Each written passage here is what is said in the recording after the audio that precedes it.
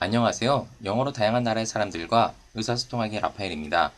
오늘은 영어 문장 구조에 대한 이해, 그 10번째 시간으로 조동사 사용에 기존 동사의 보조적 의미 더하기에 대해 알아보겠습니다. 우선 조동사가 문장 내에서 하는 표현의 역할은 기존 동사의 보조적 의미를 더해줍니다.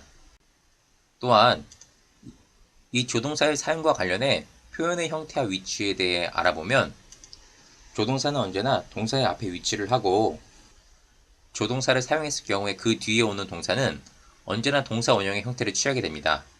예를 보면 뭐뭐 할 수 있다의 의미로 여러 문장에서 can이라는 조동사가 사용이 되었는데 조동사의 뒤에 오는 동사는 모두 go라는 동사 원형의 형태를 취한 것을 볼 수 있습니다. 그럼 이제 영어로 의사소통을 할 때 자주 사용되는 대표적 조동사들의 예를 보시겠습니다. 첫 번째로 활용 빈도가 높은 조동사는 뭐뭐 할 수 있다의 의미로 사용되는 can입니다. 예시 표현인 he can drive a car를 보면 앞서 말한 대로 이 drive라는 동사에 뭐뭐 할 수 있다라는 보조적 의미를 더하기 위해 can이 사용되었고 조동사 can이 사용되었기에 기존의 동사는 동사 원형의 형태를 취한 것을 알 수 있습니다. 다음으로 자주 사용되는 조동사는 could로 could는 두 가지 의미로 사용이 됩니다. 첫 번째는 뭐뭐 할 수 있다라는 의미를 가진 can의 과거형으로서 예를 들어 I could do it when I was young과 같이 과거에 뭐뭐 할 수 있었다라는 표현을 할 때 이 could를 조동사로 사용할 수 있습니다. 그리고 이때 조동사 could 뒤에 온 동사는 앞서 말한 대로 동사 원형의 형태를 취하게 됩니다. 두 번째로 이 could의 사용 유형은 can보다 약한 의미로 뭐뭐 할 수 있다의 뜻을 문장 내에서 가집니다. 예시 표현인 I could do it for you를 보면 could를 사용하여 뭐뭐를 할 수 있다의 의지나 확신을 표현했을 시에는 can을 사용할 때보다 더 약하게 상대방에게 의미 전달이 됩니다. 더불어 조동사로 사용된 could 뒤에 조합된 동사는 역시 동사 원형의 형태를 갖습니다. 다음으로는 뭐뭐 할 필요가 있다는 의미로 사용되는 need to라는 조동사가 있습니다. 예시 표현인 you need to know it을 보면 이 know라는 동사에 뭐뭐 할 필요가 있다는 보조적 의미를 더하기 위해서 need to가 사용되었고 조동사 역할을 하는 표현 need to가 사용되었기에 기존의 동사는 동사 원형의 형태를 취한 것을 알 수 있습니다.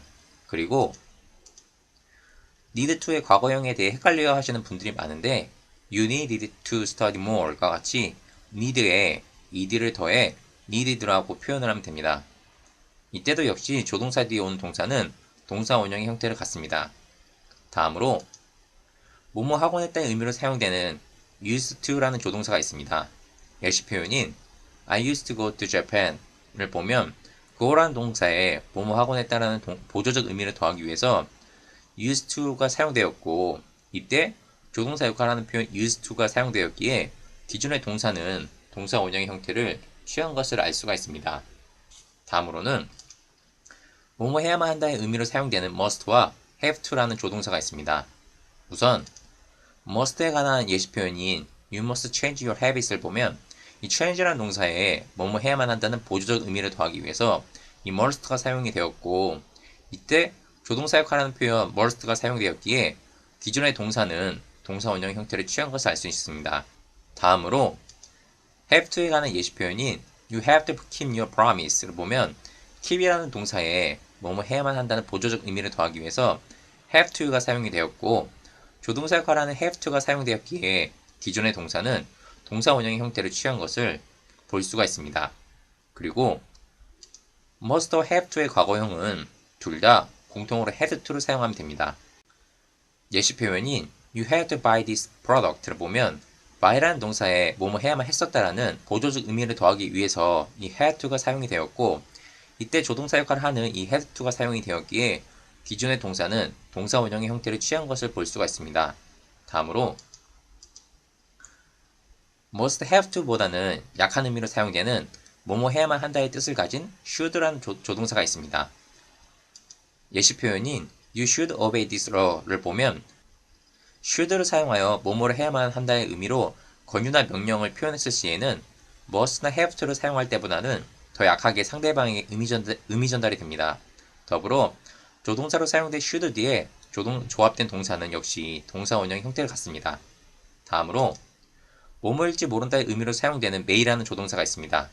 예시 표현인 The rumor may be true를 보면 뭐뭐일지 모른다라는 추측 또는 가능성의 보조적 의미를 더하기 위해서 이 may라는 조동사가 사용이 되었는데 뭐뭐이다라는 의미를 가진 비동사의 동사 원형적 표현이 보시는 것과 같이 be이기에 The rumor may be true와 같이 표현이 조합되어 문장이 이루어진 것을 알 수가 있습니다.